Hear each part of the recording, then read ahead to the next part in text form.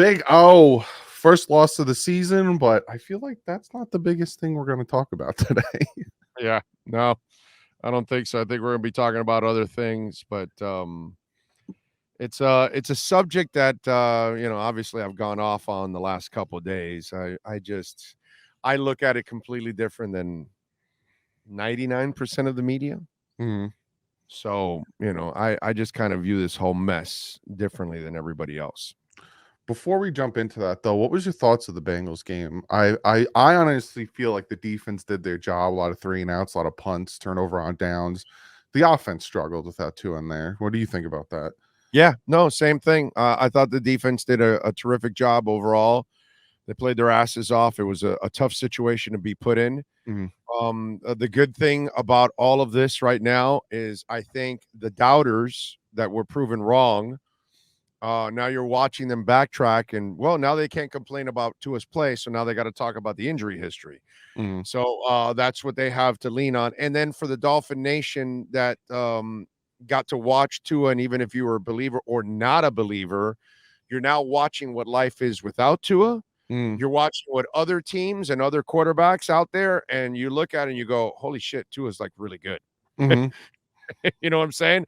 And so that's the only positive that comes out of this is that I think people will appreciate Tua Tagovailoa a Yeah. lot more than they did when he first, left, because obviously the questions were still there lingering from the first 2 years for some of you out there, not me. But go ahead. So yeah, we'll jump into it. Now, initially, me and you both agreed last week that it was a back injury. Does your thought on that change now with all this stuff coming out? Do you think it was Well, a I always concussion I with it? always thought it looked like a concussion, but Yeah, then when they exactly. stepped back, you said, "Well, okay, maybe there's a nerve that's Mhm. connected and makes you kind of wobbly or whatever." And I took your word for it, Mhm. and that's fine. But my see, my problem with all of this, Doug, is we have created a controversy where there really isn't a controversy. Mhm. And my problem with it is what happened on the Buffalo game did not affect the second half. He Mhm. came out and balled. We're all different. Ethan Carter's been out for weeks Yeah. because he rocks his brain, and maybe he's been, he's this kid, by the way, is the other thing I've been talking about. Talk all you want about his injury history. He's also a very quick healer. Yeah. All of them. Doesn't Mhm. matter. You go out and blow out your hip and try to be ready for an NFL season in 10 months. Yeah. That dude was throwing balls just after the combine just to show people that he was already making progress. This is a different dude. This guy wants to play. Okay? This is a guy, is a baller. And so this is my problem with all of this. Yes, he got concussed, or Mhm. maybe he didn't. I don't know. Whatever. But he came back in the second half and threw the kill shot Mhm. that ended that game. Mhm. Okay. So obviously his mind was right. And then this is what I hate about what's going on in the media where they're over dramatizing this crap. What happened on Thursday had nothing to do with Sunday. Mhm. Zero. Zero. Do we understand this? Mhm. He was balling against the Bengals. He wasn't groggy. He didn't look like he was out of sorts or anything like that. He was dropping dimes all over the place. He got too cocky and threw a crazy interception. Yeah. Okay, that's what happened. He held the ball for 5 seconds on Mhm. that play, and then a fat guy got him and dunked him. Okay? So, the problem with Tua Tagovailoa, and this is I am the person in the media that has supported Tua more than anyone in the media. It's Seriously. not even close. I have never wavered on him being a player. Mhm. I've always told you he's a baller. Yes. But go check out one of his ankle injuries, holding on to the goddamn ball. Mhm. Go check out how he blew out his hip, where two fat guys, Mhm. not two fat guys caught up to him and dislocated his hip. Now you've got this concussion, which he got hit at the 5-second mark. Yeah. You cannot play Ryan Tannehill football in the NFL, folks. Mhm. Okay? And go back to the New England game in week 1. He almost injured or fumbled or whatever on a couple of plays because he continues to play hero ball. Yes. So as I've said on my show for the last couple of days, the next time Tua Tagovailoa has a press conference, you can bet your entire life savings, your life, your kids' lives, everything, the existence of Earth, that I will be sitting in front of Tua and I will ask him, Tua, when are you going to learn to get rid of the football? Because most of your problems and injuries come from you holding on to the football. And so when you tell me what happened on Thursday had anything to do with Sunday, I go effing crazy. Mhm. It has to do with Tua making a stupid decision again. Mhm. And I'm not sure how many injuries and concussions he wants to take on, but I would like to tell him that he has no future in this league if he continues to hold on to the football and play hero ball. And I will also tell him, you like to quote Marino, pick a guy and let it Let fly. it fly. As I've said many times now, I watched all of Marino's career and covered his last 9 years in the NFL.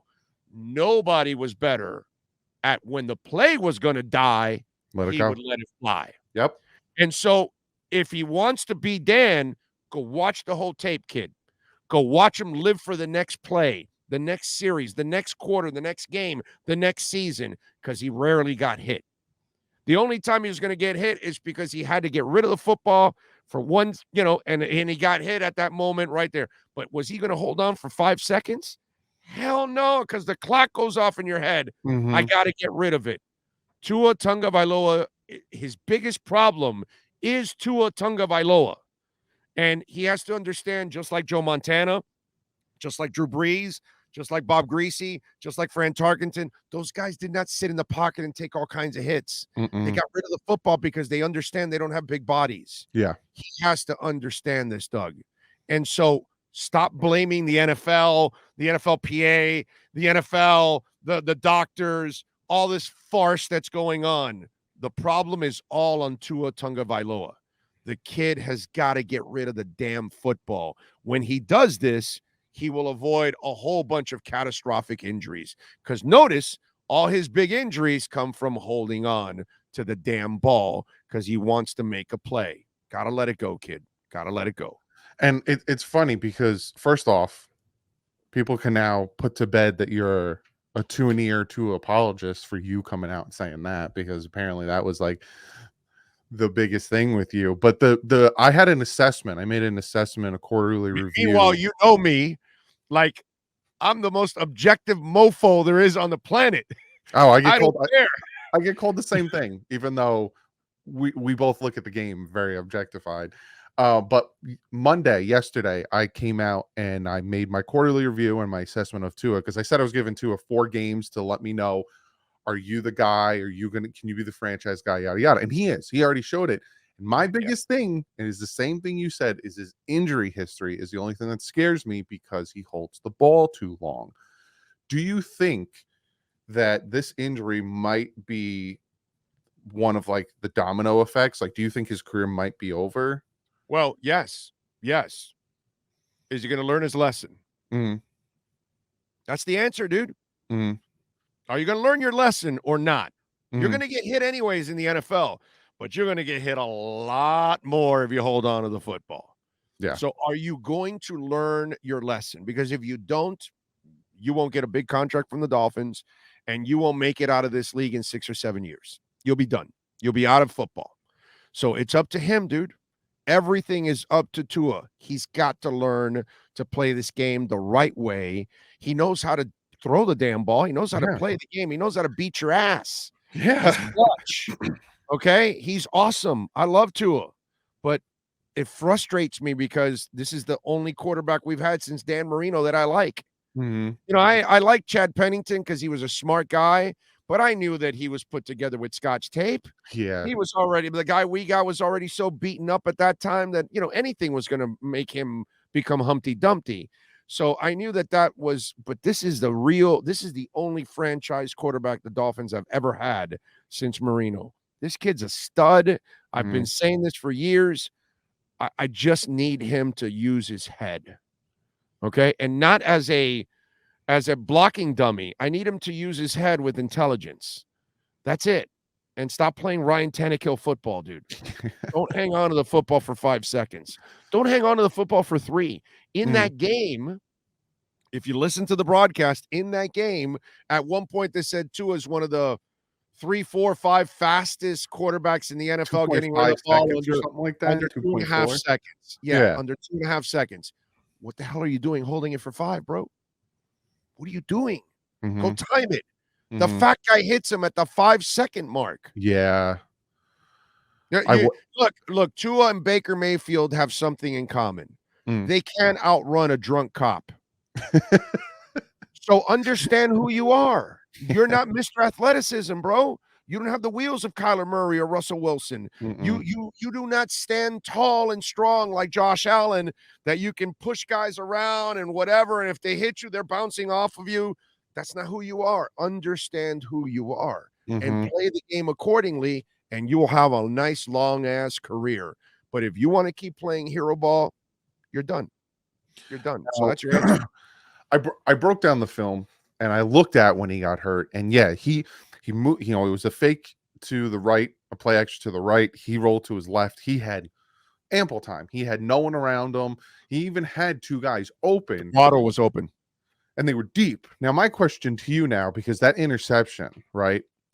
Do you think his back was still bothering him? It was 4 days after him getting wrenched back like that, because that interception was it was a bad throw. That's all. Yeah. He's a guy that has to fundamentally throw everything the right way. Yes, he doesn't have a gun, so he has to be positioned right. He has to time it out right. Once the guy's too far down the field, he has to understand he cannot throw that ball. And that's what really happened in the end. There was no anticipation on that throw. And so you're going to make mistakes. But you know what was happening? Watch all the plays before that. He got cocky, dude. Yeah. He had a hot hand. He was throwing everywhere. He was throwing between 4 and 5 guys. Dropped it over the linebacker. You get a little too cocky and you throw it out there and you think your receiver's going to make a play for you and all that kind of stuff. And it doesn't happen. It was just a bad decision. When he landed on his so-called back injury on Sunday, he came back in the second half after halftime and threw a kill shot bomb on the money. And that's because he was positioned right. He timed it out right, all that kind of stuff. Like all these kind of quarterbacks have to do. And so to me, I blame everything on bad decisions more than any. I have to blame Tua here. I'm not blaming anyone else. And look, the doctor that they fired, come on, man. Anybody believing this shit? This is nothing. Here's what I said on my show. Are there any lawsuits coming on? Nope. Because it sounds to me like malpractice, right? Because you put back out on the field and they were, what he or she, I don't know what the doctor is. Yeah, they followed their protocols. And their protocols weren't good enough and they were exposed. And so then they wanted to go to the extreme. But wait a minute, you saw him, he got woozy. But what do you want me to do? He passed the concussion test. Oh, no, you've got to keep him out in those cases. We have to relieve you. This is just a crap show that the NFL now has to put on a PR face. That's why this week they told him, you better pull anybody and everybody that gets a little bit banged up. Yeah. Right. Yeah. It's just this is a show that they're putting on for everybody. Rex Ryan talking about, you got to treat him like your son. Meanwhile, there's Tyrod Taylor knocked out. He looks like Suge Knight when he got knocked out by the cook. He looks like Suge Knight and then he's playing in the second half, Tyrod Taylor. Meanwhile, oh, no, I would never play him. This is your son. You're full of crap, and so is Belichick, and so is everybody else. You've all Teddy Bruschi. Come on. You've all done it. In that game, T. Higgins had 2 concussions. Yeah. He had a concussion, then he got dinged again, and they played him against the Dolphins. Nobody talks about it. Everyone gets on their high horse in certain situations. And J.J. Watt had his heart restart on Tuesday to play on Sunday. And then he's emotional in the post-press conference. Right. And let me explain something that's going on in this world that I'm pissed off about. We want to control what other people want to do. It's not your life, dude. You don't choose to be a fireman, but that man or woman did. You don't choose to go into the Army, Navy, Air Force, Marines, and we give a 20-year-old a gun and say, go defend our country. Mhm. You're not choosing to go work for the power lines and FPL or whatever your electric company is called in your area, and you're working on power lines that you can get zapped. You don't give a shit about the coal miner that goes down there and breathing all that crap all his life, and he probably has a short life because of what he did. You don't care about the astronauts that may blow up in space. There's a ton of jobs. You don't care about the auto race, the race car driver that kills himself. You don't care about, we just, oh wow, oh sorry to hear about that. Mhm. There's tons of jobs, there's all kinds of risks, and they choose to take those risks. And so if he cleared their protocols on Sunday and came back, that's their decision. Mhm. And if he wants to play on Thursday, that's his decision. And if a woman wants to have a baby, that's her decision. Okay, I'm not sorry touch to get not political on you on not this, touching but I'm that with a 10 sorry. foot We pole. want we want to control other people's lives. Yeah. And this is their decision, dude. Okay? So it's their decision. You have to respect that because there's a ton of decisions that are made and people are putting their lives on the line all the time. You don't worry about the fireman running into the house that's on a blaze. You're not worried about, I don't know. I'm trying to think of something else that you kind of put a policeman Mhm. every day. Their lives are on the line. And the only time we mourn is when they get shot. But we Mhm. don't tell them, hey, you can't go out and be a cop. You might get shot. Mhm. Hey, you can't be a football player. You might get concussed. Jordan Reed, former Gator, tight end, I think recorded it was 9, 10, 11 concussions. And he kept playing for years. For Mhm. years. Teams would sign him, and he would get concussed practically every year. Kid kept playing. That's his decision, dude. Yeah. So it gets to a point where you can create all the walls you want and say, "Oh, I'm disgusted by this." Yeah, well, you weren't disgusted when there were firemen getting asbestos and cancer running into 9/11 buildings, Yeah. because there's a whole Exactly. bunch of them that got sick after that. If they didn't die in the building and they got out, they picked up all kinds of stuff. They chose to be firemen. This is There are risks that come with certain jobs. And we can try to stop people from taking those risks, but it's not our right to stop them from taking those risks. And so that's the other thing that we've got to look at. But in the end, it's JJ Watt's decision to restart his heart and get it on track so he can play. It's Bob Kuchenberg's decision to go back into a game and play with a broken back. Mhm. It is Jack Youngblood's decision to go back into a game and play with a broken leg. It's their decisions. Okay. So we can get on our soapboxes and complain and all that stuff. But in the end, these players want to play way worse than any of these doctors could ever screw it up. Mhm. Okay. Because we used to just smelling salt and you're back Yeah. in. Hey, you see 2 fingers? Great. You're in. Let's go. And there's Zonka must have had 800 Oh concussions. my god. He'd run He with head first. Yes. And those helmets were terrible. Oh my They god. had no protection. Oh, there's like no pads in And them. his face mask was like wide and stuff, and he just came at you like a bull. What do you think? And there Just he is. He's just bah! fine. We're all different, bro. Yeah. We're all different human beings. But what we cannot do is try to control the lives of others when Mhm. they're making the choices for their passions, whatever that might be. And so that's the other thing that we have to respect here that I don't think we're respecting enough. And we're you know, just showboating with all this stuff in the end because what happened on Thursday really had nothing to do with Sunday. If you're really honest with yourself, okay? The concussion that he might have suffered on Sunday had zero to do with his terrible decision making that he has had throughout his career on holding on to the ball. Yeah. That's just honesty. 100%. 100%. Big O, I always appreciate you coming on the show, giving your advice. It's good advice. What do you got going on in your show this week? Well, we're cranking it out, baby. We get ready for the Dolphins and the Jets. We'll get ready for the Canes and UNC. We'll be at a bar in Kendall for that. We'll be out at Hialeah Racetrack on Thursday. So we're locked and loaded. We've got about, I don't know, 16 different insiders tied to the platform now.